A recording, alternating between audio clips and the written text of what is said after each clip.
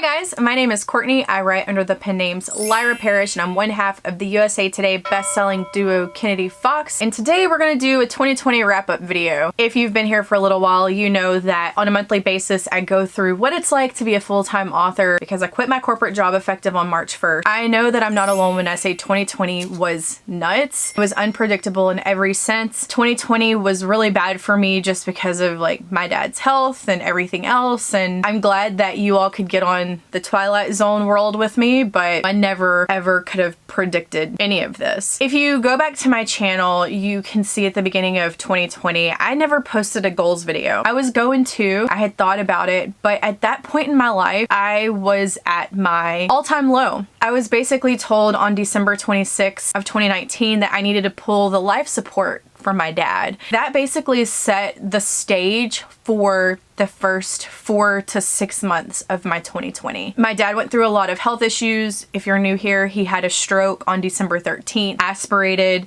went into a coma. My mother's not mentally capable of making decisions like that. My brother has ghosted me, deleted me off Facebook, doesn't answer my texts. And so I was essentially left alone to make all the decisions for my dad's health. That set the stage for how the beginning of my year went. I did have some goals set out. The big one was to quit my job. It was one of the greatest accomplishments of my life that I actually did in 2020. If you go back to a video that I recorded, it was an author confessions video. I recorded it in May of 2019, I believe. I said in that video that I was going to quit my job in 2020. I've got a date in my heart. I've got a date in my head, and it's really scary to kind of publicly say like May 1st, 2020 is my date. Like that's the date that I'm looking at. And it gives me 306 days to make dreams happen. I don't want to be doing this next summer. I don't want to be working 8 to 10 hours a day and then coming home and scraping by. At that point, my life was great. I didn't realize how good I really had it. I didn't realize that I thought life was hard, but my parents were healthy. You know, my dad was driving around. He was enjoying retirement. Like, I only really had to worry about myself. And 2020 taught me that in the snap of a finger, your entire life can change. And not just from a personal standpoint, but the world, the entire world that you know can change. And it did. And it was an insane year. It was an incredible year for our careers. It was a shitty year for me personally with my personal life. But other than that, like, I don't have any complaints. I always say that 2020 has been the best and worst year of my life all at the same time. And I've had really high highs and I've had really low lows. I just want to say that if you are experiencing the same types of things that I had at the beginning of January in 2020, I had told myself that as long as I can put my feet on the floor in the morning and wake up and go to work and go to the hospital and go grocery shopping for my mom. My days were very long. As long as I could wake up in the morning and put my feet on the floor, then everything was going to be okay. I was on Zoloft for a little while. I'm not ashamed to admit that because I felt like I was losing all control of my life. And that is not a good feeling. And I have enough self-awareness to know when I need help. And at the beginning of 2020, I was at that point. It's not something that I've really talked about on my channel because I try to keep it targeted to writing, although I do share a lot of personal things with you guys. It was a rough year, not gonna lie, but there were some really great things that happened. I want to talk about some of the things that Kennedy Fox was able to accomplish in 2020. We accomplished a lot. We published 8 books. 2 of those books were not on the schedule for 2020 whatsoever, but we added them in because I quit my job and it gave us the opportunity to have more time to write. We also were in 3 extra projects, anthology and newsletter builders, which were very successful, and grateful for those opportunities. We were in Willow Winter's box. It's one of her collections that she does. It's still available online if you want to go and download that. And we did some newsletter builders. We did a Together with Love anthology with some other authors, and we also did Winter Love and Winter Heat. Those are projects that Brooke essentially spearheaded for Kennedy Fox. We chose the authors to go into it. We chose the themes. We got the covers made, all of that. And so Those two things were really great for our business and for our brand, and it's always good to work with other authors. Me and Brooke wrote over 700,000 words in 2020. And I know some people are like, oh, but there's two of you. There are two of us. But we are also publishing a lot too. So most of those words were published. Next year, I hope we're able to make it to the 1,000,000 word mark, but we will see. That has not quite happened yet. I'm amazed that we were able to get that much done because there's so many things out there that just could easily throw you off, on top of being an election year. So yeah, it's just been, 2020 has been one for the books. We also produced 7 of our audiobooks. This didn't start happening until probably end of summer, but we decided that we no longer wanted to sell our sub rights when it came to audiobooks because we were making enough money where we could afford to pay dual narrators to record these audiobooks and have them produced and just upload them on ACX ourselves. This is something that we did at the very beginning of our careers, and then Kindle Unlimited nearly killed our career. We got out of that program after 14 months of being in it. While we were in it, we weren't making tons of extra money where we could even afford to produce audiobooks. So the solution for that was to sell our rights to publishers. We did get several 5-figure deals. They paid us pretty good for them, but when you break it down, we could make way more money if we just did it ourselves. So we decided after working with several publishers that we just wanted to take that back. And so we emailed our agent. We said, hey, effective this date, we are going to start producing our own audiobooks. We had 3 series that had not been purchased yet that we wanted to start on. And so we produced the Circle B Ranch series. It's 10 books long. We worked on the first 3 of those, which are available. We've got the Love and Isolation series, The Two of Us was produced, and The Best of Us, we're waiting for ACX to release out to the public so people can start buying that. And we also did our duet series for the ex-con duet. There's still 4 books left in that series that we will produce as well. And going forward from this point on, we have decided that that's just a business expense, and when we go to release a book, that is a part of our release expenses. So from here on, unless we get offered millions of dollars, which is not going to happen for audio, we will be producing that. And it's been profitable for us.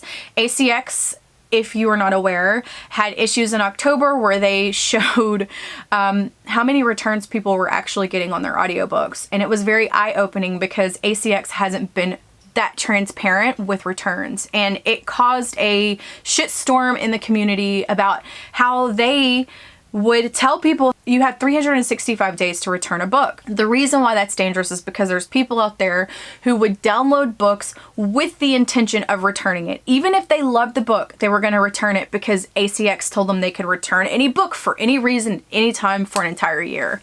Because of the outcry from the community, ACX has decided to limit that return policy down to 7 days starting January 1st, and that is a win for authors. It shouldn't be 7 days. I think it should be shorter. I think if the audiobook is opened and it's listened to for X amount of hours, it shouldn't be returnable, just like the digital Amazon products. But going from 365 days to 7 days is a win, and I will take it. Also, if you are a romance author, you know that they had the Romance Escape package where it was basically like a Kindle Unlimited program where you would get paid as people listen to your books. When we enrolled in that is when we stopped making money on audio, and that's when we realized that it was too expensive for us to produce them. $3,000 to make a couple $100 a month. It was not worth it for us. We went from making thousands per month on 6 books to making $500 per month. We decided that we were not going to enroll, although the program was ending on November 1st. So we did not enroll our books in that. That program is no longer a thing. We will not be enrolling in Audible's new program that's just like that. We've decided against that because it does not work for us for ebooks or for audio. And because those things are no longer an option, I think that it's really going to allow us to be more profitable with our audiobooks. The first book that we released, we made our money back in that month that it released, producing that book. So we paid like $3,000 and we made a little over $3,000. And so now whatever we sell for that book, it is now profitable. That's the goal for every audiobook that we have going forward. Another big thing is we grew our newsletter to over 40,000 subscribers, which is huge. you want to be able to reach out to your readers. You never know when social media is going to just screw you. You never know when the algorithms are going to not let people see your post. You just never know what's going to happen. So it's very beneficial to capture people's information so you can land directly into their inbox. And it's one of the things that Brooke has been focused on this year. She's done a really good job of getting these anthologies and newsletter builders together to help us do that. We have several planned for 2021, so our newsletter is just going to continue to grow. Another big thing that we accomplished in 2020, which I did not talk about in our recap video because I just recently found out about it, is that we made Apple's top list in April of 2020 for Baby Yours. It was number 14 on their top ebook sold list, which is a huge accomplishment. Apple for us has been so great. Our Apple sales are very, very close, if not equal or more on some months to Amazon. Going wide was one of the best decisions that we ever made. And I truly believe that if we were still in the Kindle Unlimited program, I would still be waking up at 7:30 every day to be at work at 8 o'clock. So that was a big deal. The last time that we made that list was in 2017 when we were making USA Today. So I have hope that we are really building our Apple audience, and I think that will continue to grow,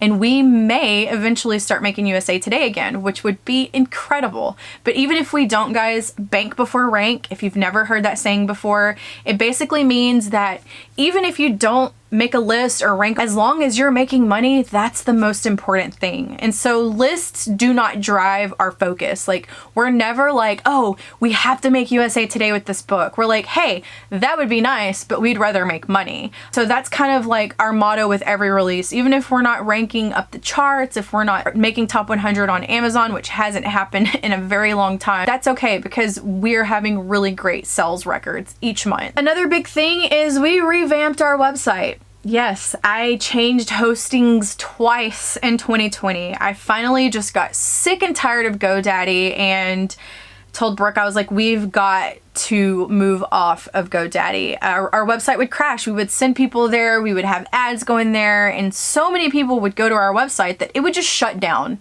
And people would be like, hey, your website crashed. And that is not a good feeling, especially when you're trying to have a Black Friday sale, when you're trying to push a free book, any of those things. We bring those people to our website. It sucked. And we had enough. We went and updated things. We have kind of like a little new layout. I created a new footer. We used to have each individual book laid out. Brooke changed that to series. We've got reading orders on there now. We have taken over our own PR. We are no longer working with a publicist. So now we've got a little blogger spot for people to go and sign up to review or help us with cover reveals or any of those things. And so our website looks clean. It's functioning. It's working perfect. And it's not a hassle to update it anymore. It's not a hassle to add a new page or a new product or any of those things. So that's very, very nice. We sold foreign rights. We sold books in Polish in 2020.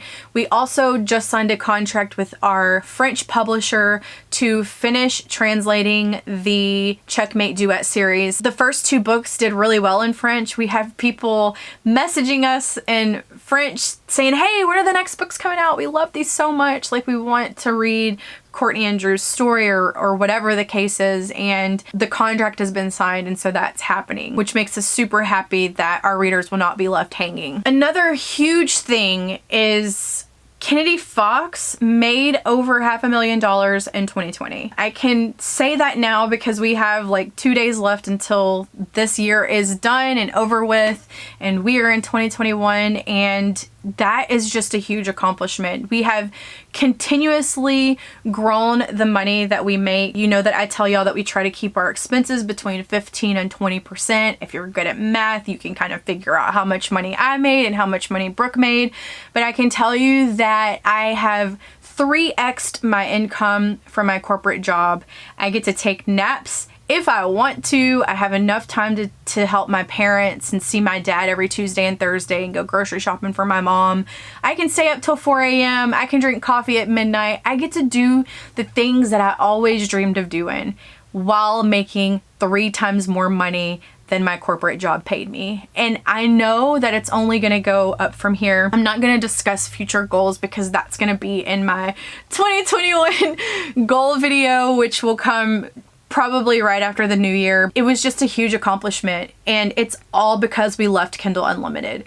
And I know there are people who have messaged me recently and they're like, how did you do it? Like, were you scared? And they want to talk to me about it because it's a big thing. Kindle Unlimited for us was a toxic relationship. We obsessed about rank on release day, obsessed about page reads, and when they wouldn't show up for a few days, it was just extremely stressful because Amazon is never at fault for any of their glitches.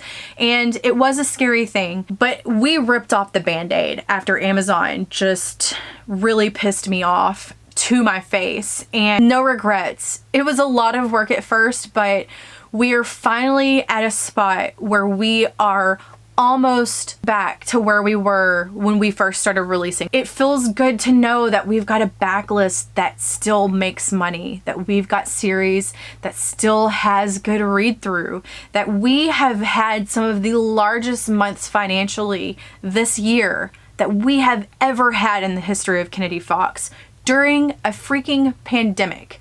That to me is just insane. But I know why that is. I talked about the things that people buy during recession. I talked about those cheap purchases that make people really happy, and books, ebooks are one of those things. It's been a great year for us. A lot has changed. A lot has changed with the way that we spend money, with the way that we now release books, with our release schedule and things of that nature, and I think that it was a positive change. My career this year with Kennedy Fox has grown to a level that I never expected. I saved a lot of money for when I quit my job, just in case 2020 sucked, and then, you know, a pandemic hit the same month essentially that I quit my job, and so I was kind of concerned, but I also knew that I would have worked myself to the bone to make this work for me, especially with everything that I was going through in my life. Other little small things that are kind of more personal. I unpublished my backlist in 2020, and I made the decision that I was not going to republish it and that I was going to pursue traditional publishing with Lyra Parish. I am still on track to do that. I'm trying to finish a book right now, and then I'm going to go back to my outline. It was a huge decision for me. It was hard to unpublish them, but now that it's been a little while, I'm like, it was the best decision because I didn't want people reading those words. I didn't want people judging me on those words. If you're gonna judge me, at least judge me for the book that I just published, you know, like, judge me for that. I'm okay with that. Don't judge me for the books that I wrote when I was a debut author. I know that there are people online who do, and I'm just like, I'll remove it. You don't need to read it. It's not for you. It was dated. It had issues. I wasn't happy with it. And so judge me for the books I write now, not for the books I wrote 7 years ago. Another big goal was I hit over 5,000 subscribers on YouTube. Yay! Thank you all so much for being here. I'm glad that you're a little part of my YouTube community. I also hit over 10,000 subscribers on Instagram. It is a goal that I have been working on for a long time. It feels really good to have swipe up and to be able to share links. That's the only reason I wanted it. Another goal that I hit was I got over 5,000 subscribers on TikTok as well. I think I'm a little over 7,000 now, which is really nice. It's a little fun place. If you're not following me over there, come join me. I talk about books, and basically that's it. That's all my TikTok is about, our books. I've realized that I can't obsess over numbers. I've told myself that for years, but it does turn into a vanity metric at some point. Not just for me, but for everybody else who's out there. As long as you're making content that you like and that you enjoy, and that the people who are there for you and for your personality like it, that's all that matters. I know that I have to stay in my lane. I know that I have a lot of really good information to share, and that my channel is not as large as some people's. And that's okay, because this is my channel and this is my community, and I'm gonna do the best that I can for y'all, regardless if there are 5,000 of you here or 500 of you here. And that's something that I had to make the mental shift with in 2020. I think that I have successfully done that. Another thing is I have been practicing dictation. I've always wanted to learn how to dictate. I've never really committed, and at the end of 2020, in December, I committed to learning dictation. I'm getting pretty good at it. I have like like a chapter and a half left to dictate of a book, and then I will have successfully dictated like 95% of a book that will be published next year. So that was pretty big for me. Another win is we decided to take over our foreign translations and to start self-publishing them. I've been doing a lot of work behind the scenes to make sure that we are getting good translators, that I've got good proofreaders, I'm testing people, and I'm doing a lot of work with that. And so I'm super excited about the foreign translations because we have the ability to tap into a market that we are not currently reaching. We do have some books translated, guys, that we sold to publishers, but it's not a lot. It's about 11 books that we've had translated so far. Our French audience loves us, and we are going to start focusing on French, Italian, and German. And once we get those 3 languages and our backlist done in those, then we will continue forward in other languages that could potentially be profitable for us. So it's a learning curve for me. I told Brooke that I would spearhead it, so I am basically doing that, and it's been a fun experience. I'm learning a lot. Dealing with foreign publishers was always really intimidating, which is why we sought out a sub-rights agent. Now it's to the point where we are at a certain level in our careers where we have the time to pursue this, where we have the money to pay for this, and it's just an opportunity that we don't want to leave on the table, that we want to tap into. And so in 2021 we will be doing that. We've been talking with our agent about it and things of that nature, just so she's on the same page as us. It was kind of a big deal, but I know that it's the best decision for our business. And that's what this is. Yes, it's fun. Yes, we enjoy it and we love it, but this is a business, and this is a $1 million business if you talk about all the money that we've made over the last 4 years of publishing. And one of our big goals is to make 7 figures in 2021. From January 1st to December 31st, be a 7-figure per year author. And I know people, when I say that, their eyes bug out and they're like, did I hear you correctly? One of my videos, I have several comments that's like, wait, did you say that? Yes. We want to make $1 million plus in 2021. I've already spoken to my accountant about what the goal is for our business, and that was the main one. With where we are at, it's very possible. I think we're close to doing that. When it comes to reading, I think I read like 6 books. I wanted to read 2 books per month. It didn't happen. I read some self-help books. I did read an entire book when I was at Yellowstone, which was very nice, to just sit out at the Madison River on a blanket with my husband and read a book all day long. It was relaxing and I enjoyed that, and I realized that I don't get enough time like that. 2020, it was crazy. I learned a lot about myself. I learned what being at my very low is like. I always say, oh yeah, I was at my very low.